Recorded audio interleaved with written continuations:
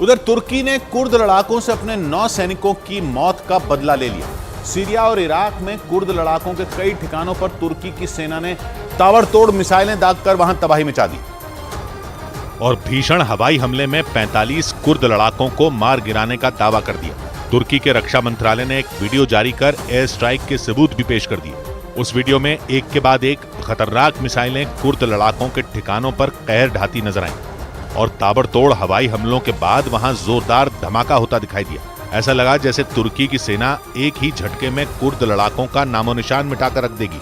बताया गया कि कुर्द लड़ाकों के संगठन पीकेके के 23 ठिकानों पर मिसाइलें दागी गईं और उन्हें नेस्तनाबूद कर दिया गया।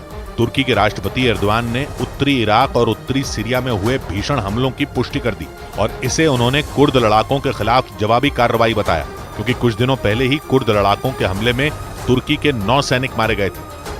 और इससे बढ़ के तुर्की ने बमों की बरसात कर दी। बताया गया कि उत्तरी इराक में 36 और उत्तरी सीरिया में 9 कुर्द लड़ाके मारे गए। यानी गुस्साए तुर्की ने एक साथ कई हमले कर 45 लड़ाकों को ढेर कर दिया और कुर्द लड़ाकों के ठिकानों को मिट्टी में मिला दिया। तस्वीरों में वहां किसी इलाके में बड़ा हमला होता नजर आया।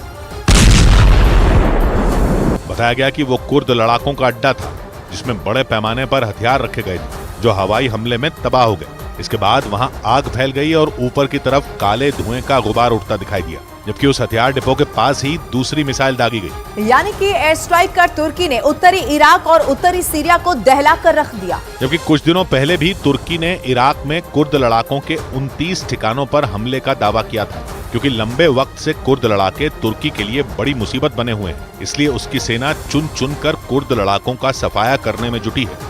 तुर्की समेत उसके सहयोगी पश्चिमी देश तो कुर्द लड़ाकों को आतंकी मानते हैं, जबकि कुर्द समुदाय के मुताबिक उसके लड़ाके एक अलग देश के लिए लड़ाई लड़ रहे हैं।